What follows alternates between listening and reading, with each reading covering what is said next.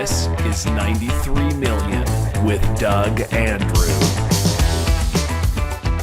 Welcome to 93 Million with Doug Andrew, where we talk about how to optimize your assets, minimize taxes, and empower the three dimensions of your authentic wealth. My name is Greg Dukowitz, your host, facilitator, and IUL specialist. And in today's show, we're talking about predicting market volatility, spending versus taxation, and what's the cost of an IUL. And we're joined by the OG of properly structured IUL, New York Times bestselling author, and the author of The Laser Fund, and great lover of acronyms, Doug Andrew.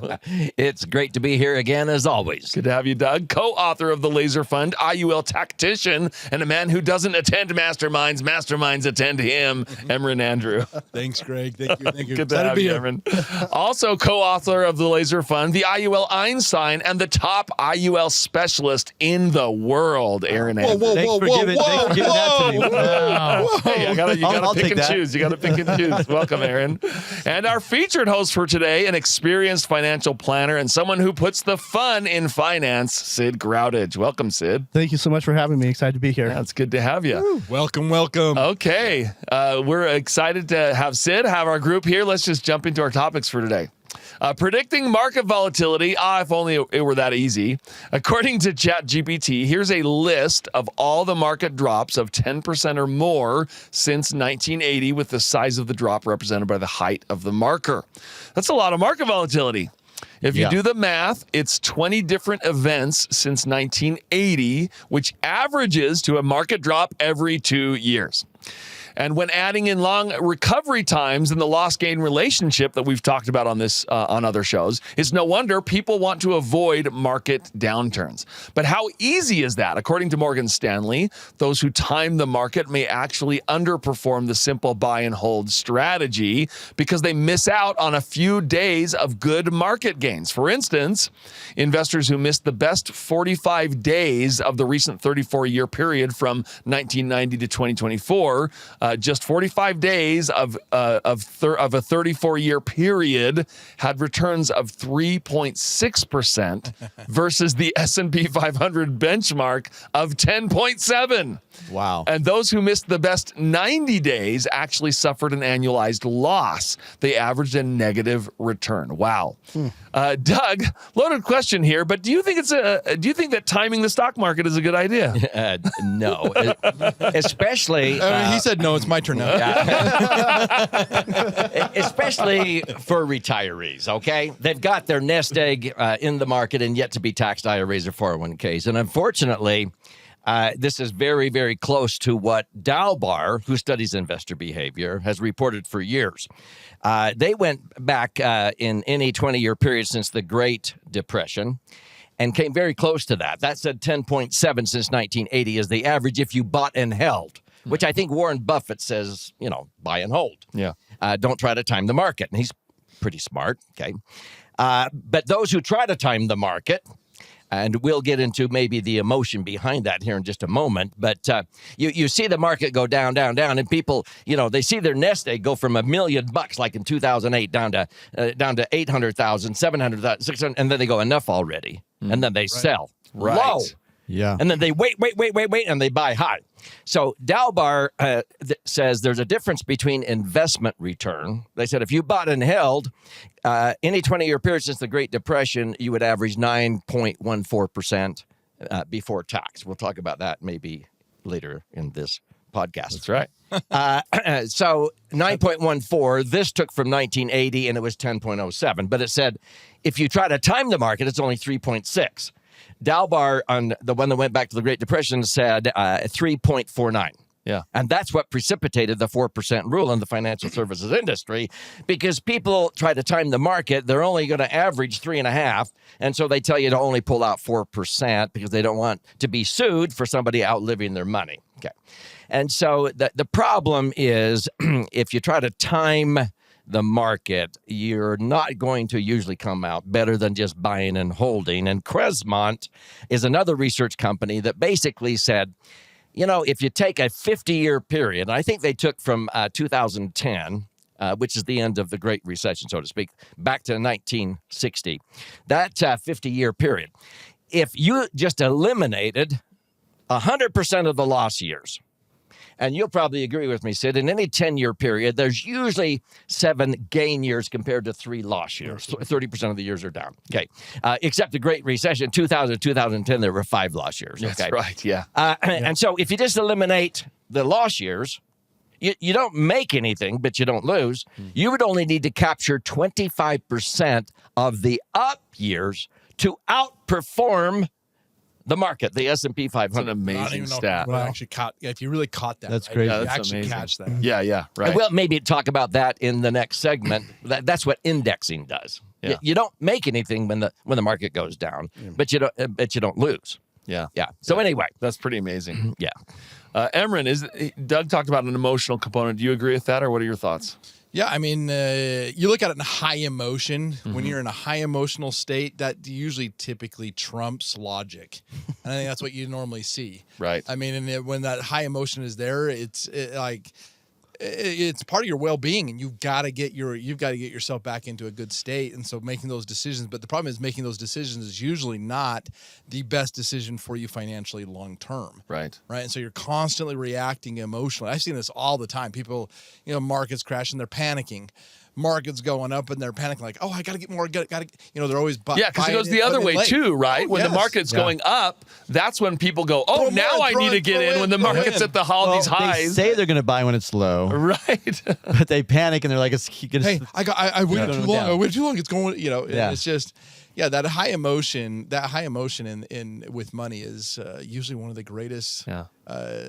We saw it with crypto, right? Crypto was doing this giant jumps, yeah. and people were like mortgaging their homes to buy crypto. jumping in, Yeah. and they jump in a little crazy. bit late, right? Yeah. getting in late to the game. I mean, it happened with even oil, or it happened with, Yeah. gold and silver. Yeah. Back after 2008. Yeah. Remember, for like 5 years after that, people were like, we had a ton of people come to us and they had so much money in Yeah. commodities, and it went down right. like 50%. Yeah.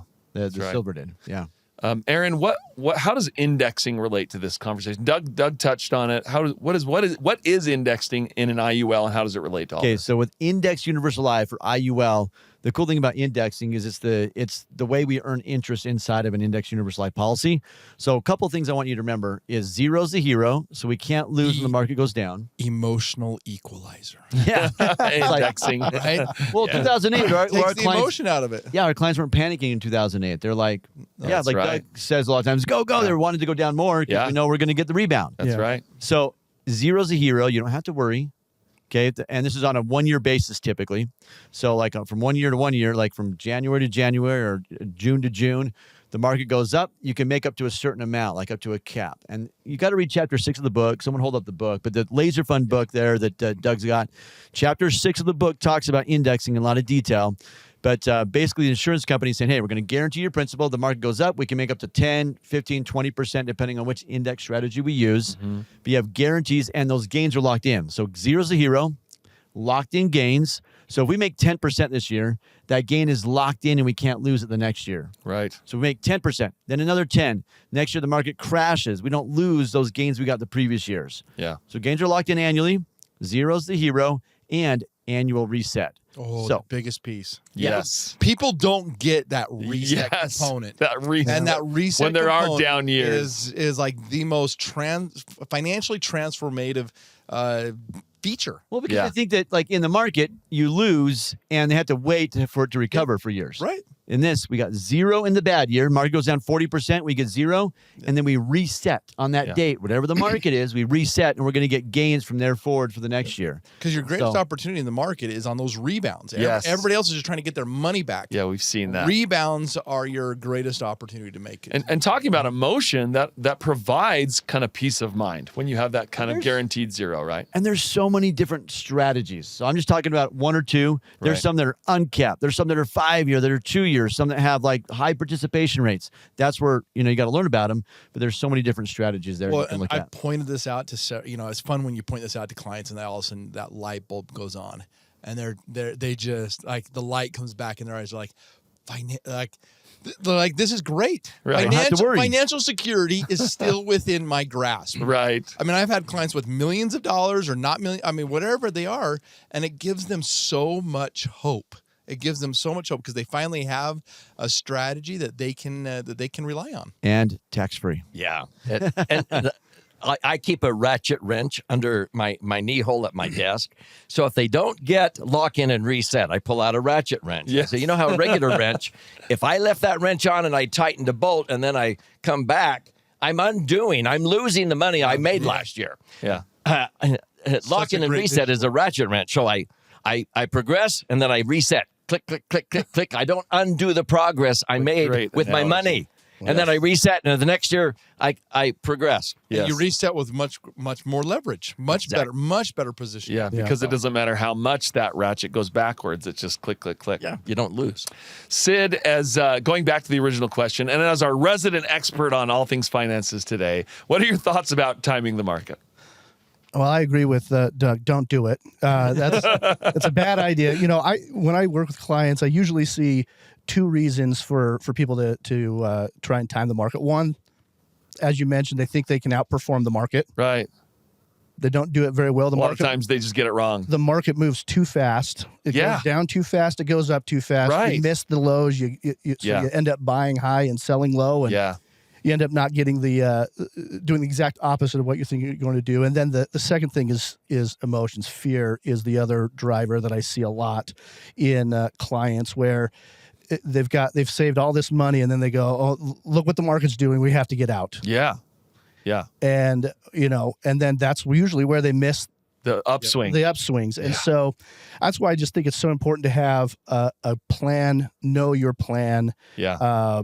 And I mean, just recently and earlier this year, we saw it where the market went down in 2 days, 12%, and back up in the next 3 or 4 days. I had clients calling me freaked out. Because of the tariffs. Because of the tariffs. Yeah. And what's it going to do? And what's the market going to do for the rest of the year? And now look at what the market's done. Yeah, right. It's a really good point. It's just gone up. And so it's just so important to have a plan for you to understand the plan. It removes the emotion. Right. It gives you peace of mind that you're on the right track. So you don't have to try and outperform the market. Just have a plan that you understand. And then when you start to have that fear, you have someone to call and they go, it's okay. We have a plan. It's all right. We have a plan. Yes. That's a lot of peace of mind. And give a lot of peace of mind. I mean, you said something really unique there, though. I mean, most people, even if there is a plan, they don't understand it. Yes. I mean, it's so key. Like, take accountability and responsibility and understand your plan. And if you don't like the plan, call something. Sid. Yeah. That's right. Yeah, say something, right? I mean, come talk to us. Talk to us and figure out, get a plan that you do like. Do like and you do understand it. Yes.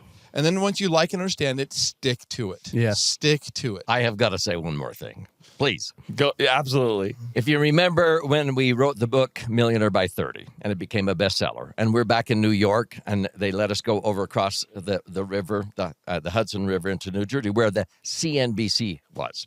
And they were looking at maybe having us do a father-son financial show. Yeah. And we're up there on this mezzanine, and this lady's interviewing us, and there's Susie Ormanstedt over there. There's and there's James Kramer. You know who I'm talking about? Yeah. And he's down there, buy, sell, Yelling. And I looked at her and I said, I don't know if we're the right fit for you. Because life is not that buy, sell. Not that emotional. We take the emotion out. We take the emotion out. It's like we just have this steady thing, and I can outperform James Kramer telling you, buy, sell every day. And she goes, oh. Sounds like a swing versus clubs conversation that I think we've had. Yeah. I know. So, in actuality, we didn't want to go back to New York every 6 weeks and film a bunch of shows and yell at each other. Yeah, we do enough of that on this show. Yeah. This set's good enough for me. This set right here. So you don't listen to James Kramer, right? No. Okay. He doesn't get his advice from John. That's good. I like the sound of that. That's playing in the background. All right. Well, coming up later, what is the cost of an IUL? But first, just a reminder that if you enjoy this content and you want to see more of it, please like and subscribe and ask us a question or comment. Showdown, spending versus taxation. According to Stanford Stanford University, the combination of higher interest rates, slower growth, and large deficits is spelling danger for the U.S. fiscal situation. You had to go to Stanford to understand that? I know. Hey, I'm going to leave some comments on the table. All right. So, in fact, an analysis reveals the possible future need for the U.S. to require an ahistorical adjustment. I looked up the difference between what's the difference between ahistorical and historical, by the way. There is a difference, okay? Anti-historical, yes, not anti, but well, historical is like it's been done before. It's been done. Ahistorical has never been done before. Exactly. Correct. So ahistorical adjustment to its spending and taxation levels. As of this podcast, the U.S. debt sits at about $37.5 trillion. With a T, by the way, and unfunded or future liabilities show $104 trillion of debt. Emran, is it this simple for this country? Is it that simple that we just need an ahistorical adjustment to taxes and spending, or both, or how do we view this problem? I mean, it's obviously the place you got to start. I mean, you look at it. I mean, you're bleeding, you're hemorrhaging. Yeah. And you got to first and foremost stop the bleeding. So do we need to curb the spending and have an ahistorical curbing to spending? Yes, we do. And I actually find it quite fascinating that Stanford is saying stop spending. Right. I mean, I swear on the other side of their mouth, they're like, more government, more spending. Right. But whatever. So yeah, you got to stop the bleeding first. But then after you stop the bleeding, go find out what's causing the bleeding. Mm-hmm. Right? Go find out, because, I mean, you might stop it, then as soon as you let go, it's going to start bleeding again. Right. Is the spending a symptom of what we've been doing? No, it's just, yeah, exactly. It's you're treating the symptom, not the cause. Right. Go fix more. We got to look deeper at the cause. I mean, and it's going to be painful. You're going to have a historical reform on entitlements. Yeah. I mean, the whole thing is going to have to be relooked at, restructured. I mean, I've never fooled myself. Even when you brought Millionaire by 30, we said even back then, do not count on Social Security. I told anybody in my generation, do not count on it. Right. Don't count on Medicare. Don't count on Social Security. It's going to have a massive unfunded liabilities. Is that exactly what you're talking about? We can't afford it.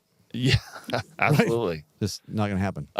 Aaron, we often talk about tax diversification. We've talked about that many times on these shows. How does that relate to all of this? Well, I think, clients so much come to us, and because we're an instant gratification society, so many clients want their tax breaks today. So many of them and their CPAs are looking at it that way. How can I save you taxes today? So most of us just go down the main path, which is putting money into IRAs, 401ks, and getting tax breaks now. But you look at all that debt, taxes most likely will have to go up. So it's like, why are you deferring taxes? So we talk a lot. It's not a true tax break. It's just a tax procrastination. Yeah, it's procrastinating. You're like, I mean, all these accounts right here, I'm not actually saving tax. Right. I hate that word. It's a great point. When they say I'm saving tax, you're procrastinating. You're not saving anything. You're just kicking the can down the road. You're procrastinating. You're procrastinating. So they're going to be taxed down the road. So we always look at taxation. I don't know. There's a word there's a word that fits. I don't know. But it's like we look at clients' situations like you need more money in the tax-free bucket. Yeah. Yes. So they have too much in the taxable or yet to be taxed dollars, and even like real estate income. Even though you get some deductions with real estate, but the income is taxable. There's only a few things out there that are tax-free, and IUL is one of them.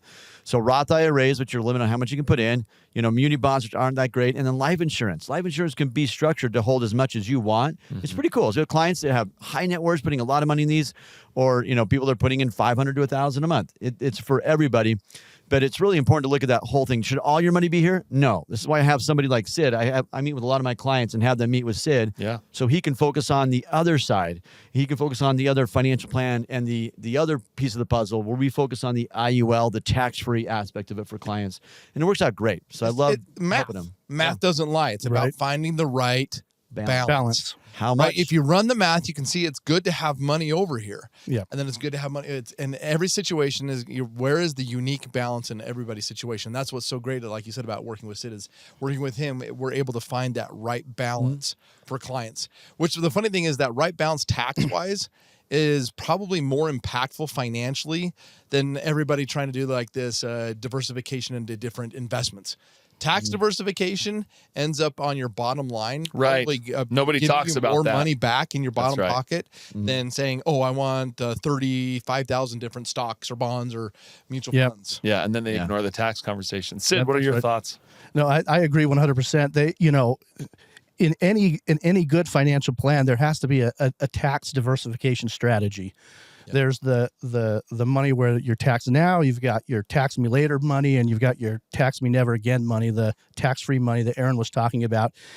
And a lot of clients, they've got most of it in that tax me later bucket. We're just like Aaron said, kicking that can down the road, and that's because that's been popular advice for a long time. Right.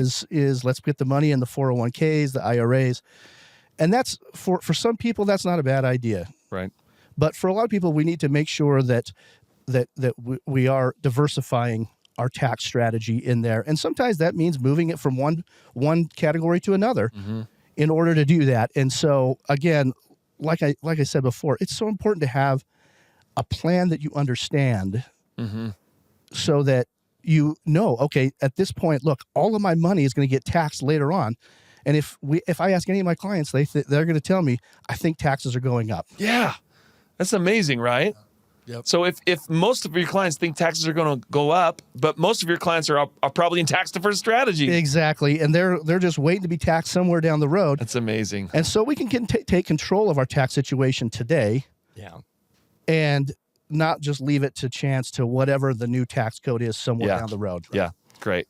Doug Andrew, do you happen to have any thoughts on this subject? A lot, but I'm going to keep it to two. Okay. Your question that you started out with Emran, should we raise taxes or cut spending? Yeah, we got to do both. Right. But there is a difference in sort of the two political philosophies on how you approach this problem. Okay. Right. I'm not saying Republicans don't spend. Okay. Right. But back when I started my radio show in 2009, President Obama had just come in, and I listened very close to what he was proposing. And I said on my radio show in 2009, I predict if he serves 4 years and if he is in 8 years, he basically stated all but he wanted to change the ratio in America, which in 2009 was 55% taxpayers and 45% tax eaters. Okay. He wanted to flip that. Yeah. And he actually accomplished that by 2016. And we ended up with 45% taxpayers who paid the taxes compared to 55% that were riding the wagon, so to speak. Yeah. Now, wow. Trump comes in, and Trump's a Republican. Did he cut spending? No, but the Republican philosophy is you raise the revenue that's being taxed instead of raising taxes, which he does. And so GDP numbers were just in recently. They're up. They're up. Yeah. They were And so revised upward. he raises the revenue out there that's being taxed, and so then you get tax revenue. But nonetheless, you ask anybody, my audience is, how many of you think in the long run taxes will likely be lower? I get nothing but crickets. The same, one or two. How many think they're going to be higher? And everybody raises their hands, and then I say, so why are you continuing to defer, postpone, procrastinate paying tax on those IRAs or 401ks? And they just go, I don't know. Why am I doing that? Yeah. So we need to rethink our thinking, and that's why we have strategies like in this book where you strategically roll money out. Whether you need the money or not, get the taxes over and done with sooner than later. Yeah. Be smart about it. Yeah, don't follow the crowd, right? Yeah. All right, coming up, what is the cost of an IUL? But first, if you're enjoying this content and are wondering how to take advantage of these ideas, Laser Financial helps individuals and families like yours implement proven strategies to grow and protect your wealth. One of the most powerful tools is an Index Universal Life Policy, or IUL. It's not just insurance, it's a tax-free retirement strategy, a way to grow your money with compound interest, and a safety net against market downturns. Imagine being protected from the market losses while still participating when the market goes up and having tax-free income that allows you to keep more of what you've worked so hard to save. Go to laserfinancial.com or call 801-505-0409 to schedule a free consultation and see how these strategies can work for you. That's laserfinancial.com or call 801-505-0409. Don't wait. Take the first step toward a brighter, more secure financial future today. Are you a financial professional wondering how you can expand your business working with IUL? Are you leveraging IUL to its full potential? That's where IUL Insiders comes in. In the upcoming weeks, they're hosting the IUL Challenge. It's a free 3-day event designed specifically for financial professionals to help you build a thriving, scalable business that sets you apart from the competition. You'll learn proven strategies to market, design, and sell properly structured policies that deliver incredible results for your clients and for your bottom line. If you're ready to elevate your practice and scale your business, visit IULchallenge.com/93 to save your seat. Spots are limited, so don't wait. That's IULchallenge.com/93. Take your business to the next level. What's the cost of an IUL, or Index Universal Life Policy? One of the most common criticisms we see online especially is about the cost of an IUL. For instance, this comment from Lewis on Facebook. Lewis claims IUL has $0 inside the cash value of the first 3 to 7 years. Wow. And that as a client gets older, the cost of insurance increases, leaving less money in the policy. Aaron, what would you say to Lewis or comments like this that are commonly out there online? He's wrong. So, I mean, all right, moving on. Louis right. Lewis is wrong. It's Lewis, okay? It's Lewis. He's looking at an improperly structured IUL. Yeah, because a lot of times, I mean, he could be right if a policy was designed completely wrong. Almost like a term policy where you have the most death benefit, paying the least premium. A lot of money's going to fees and expenses. And commissions, right? Yeah, and commissions. Structure it wrong. If they structure it wrong. So what we're going to do is we're going to go to the wisdom table. I'm going to show you an illustration here. Great. Of a 50-year-old, okay? 50-year-old female, and then I ran a 50-year-old male. Just gave you guys kind of like an example here. So here on the screen, here's this is a very low-cost IUL. So some cost more than this, you guys. This is an example. Really, you can get these. This is where, when you come to us, by the way, like we talked about earlier, we can give you all the data. We know all the companies. We know all their costs. We have spreadsheets that compare the fees, compare the returns, compare the indexing, the track record, all that kind of stuff we have. So we're kind of geeks with this, right, guys? Yes, love it. We get into the details. So this client puts in $100,000 a year for 5 years, okay? 50-year-old female up here. Okay, when they put in $100,000 for 5 years, their death benefit's $1,750,000. You can see over here on the right side. So with the death benefit here, sorry, I'm trying to get my pen to work here. And it's structured for a minimum death benefit according to tax-deferred guidelines, right? Yeah, this company still has a high death benefit, but it's $1,750,000. That's the minimum amount of insurance.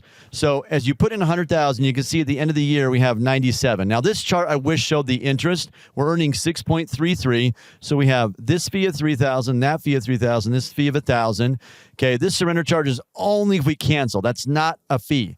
That's only if we cancel. So we have a liquidity of $43,000. Like a CD. If I cancel the CD early, right? Yeah, I have like a penalty. Yeah. So we can get rid of that penalty, by the way. Adding a rider, we can get rid of that penalty. Okay. But here in year 2, look, we have 200. First of all, he said there was no cash value for the first 5 to 7 years. Wait a minute. He said there was 0 cash value for 3 to 7 years. For 3 to 7 years. So by the third year, you've got $266,000. Well, we got $312. Yeah, earning interest. So $266, you guys, is what's liquid. So in 5 years, we put in $500. We got $554 in there.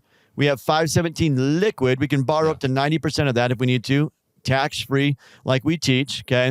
You keep going, we got 740, 722, 900, but look at the cost.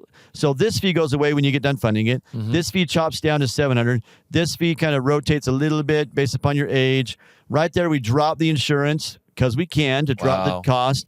So, I mean, when you got $1 million in there at age 66, he said it's supposed to get it more expensive. That's right. We have $500 in costs. Oh, don't forget about the $96. Sorry. And you're showing this at, you said 6.3%-ish, right? So in other words, pretty conservative projection because indexing historicals show kind of higher than that, but it depends on what you look at, right? This is a very conservative 6.3. Could be lower than this too, of course. Yeah, so we got $1 million. If we were in a managed account, that $1 million, again, a typical, Sid, what would we say, 1% managed account maybe?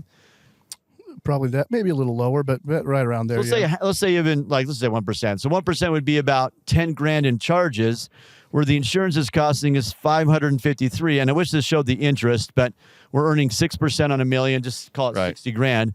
$60,000 of interest is all tax free.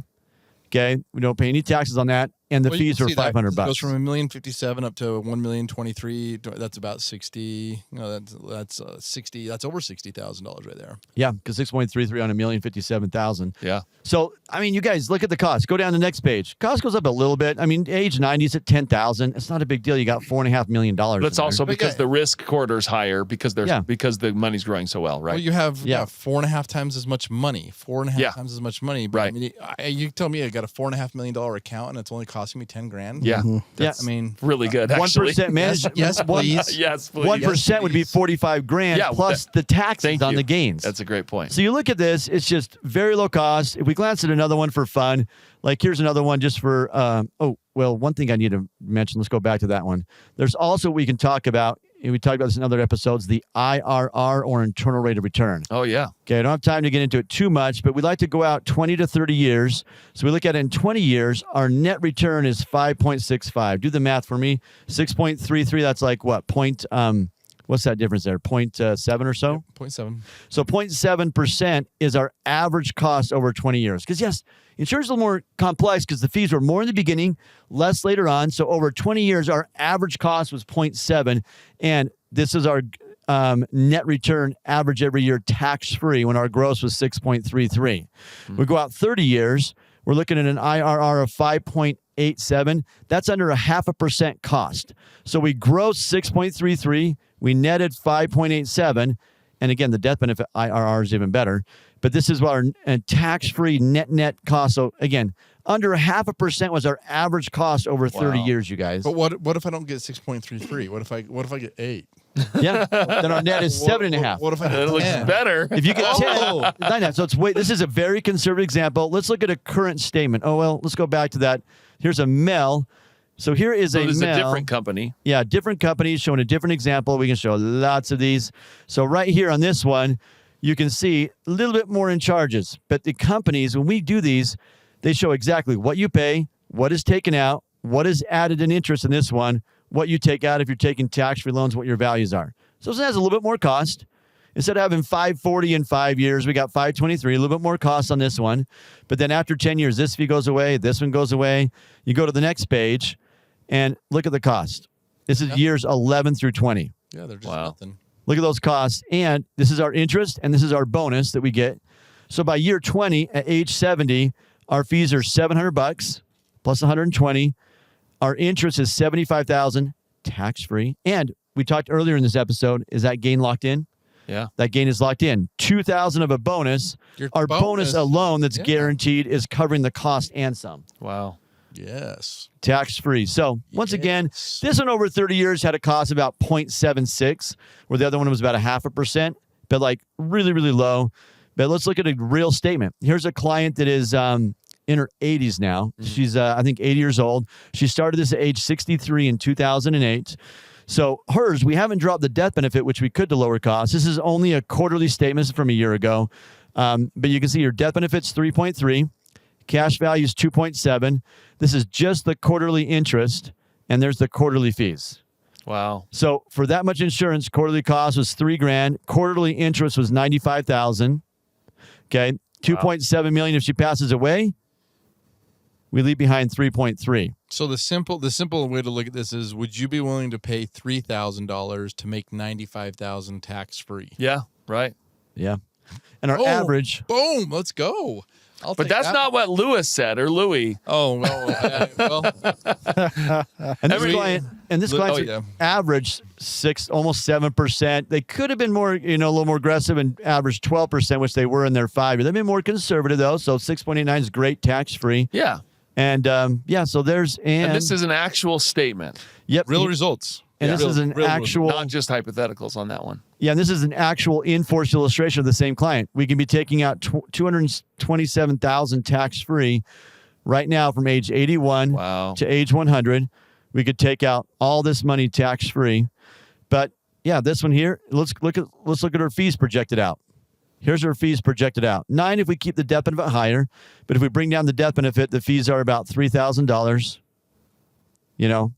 All the way to age 93, they're down to like 0.7. Was that 2.7 million of cash? Yeah, it's coming down now because we're taking out loans. We had $2.8 million. The death benefit was $3.3 million. Yeah. So I know we're going quick, you guys, but I'm just throwing it out there to show you the cost. Look at those charges, very low. This is an in-force illustration. The client's had the policy for 17 years. Yeah, that's amazing. Emran, how common is it to see comments like Lewis's or Louis, however you say that? How common is it to see criticisms like that online? Sadly, more than I want to ever see. I mean, Right. sadly, it's a lot. And it's, again, mostly because most people approach insurance the way that our society is taught to approach insurance. And that is, go ahead and let's make, you're paying for it. Right. And if you're going to pay for insurance, you want to pay the least amount for the what? The most amount of benefit. Yeah. So you're trying to get away with paying for the least amount, but then you're trying to get this big, massive benefit of it. I mean, if you want to maintain that benefit, it's going to cost you. Right. Affluent people think differently, and if you want to become affluent, you want to become wealthy, you got to start thinking differently. Affluent people don't pay for their insurance; they own it.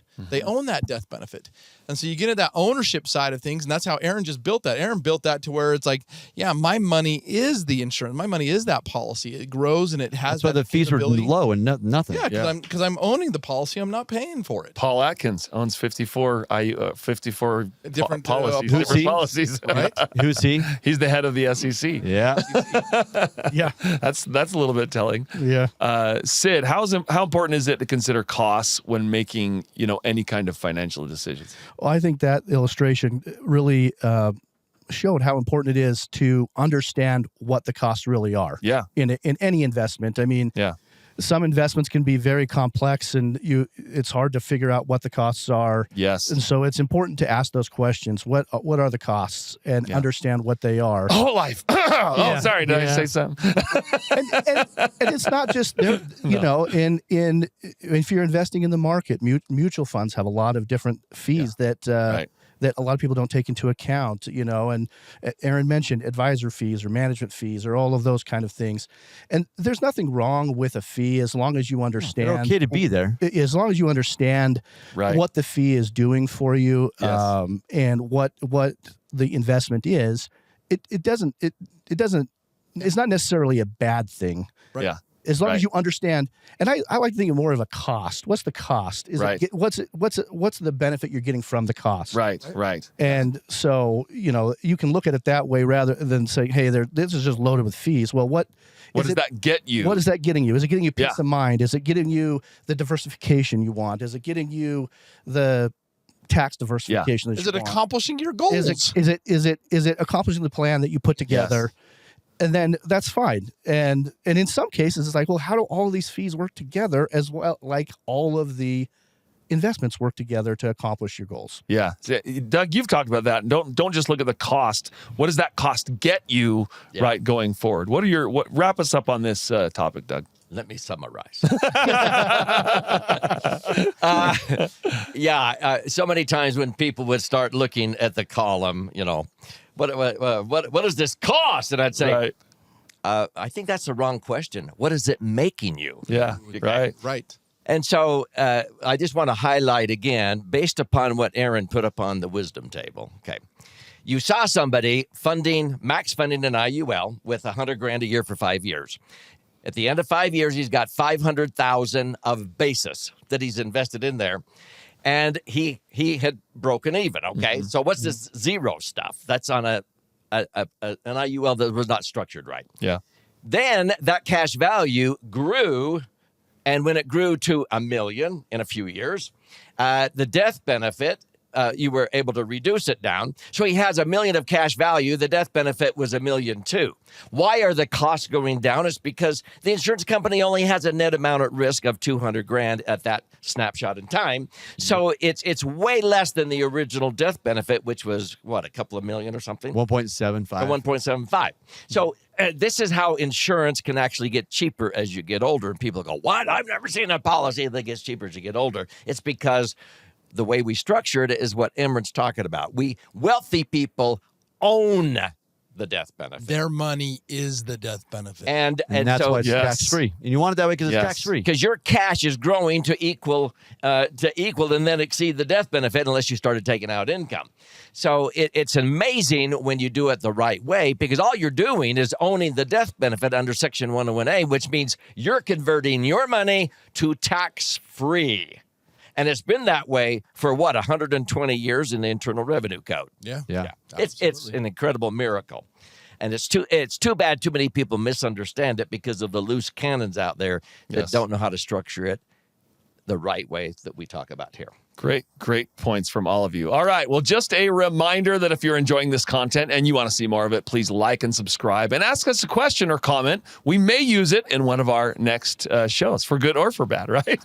All right. Well, that's all the time we have for today. Create predictability. Probably not the best idea to time the market. And we will see you next time on 93 Million. Thanks, everybody. Thanks, everybody. Thank you. Thank you.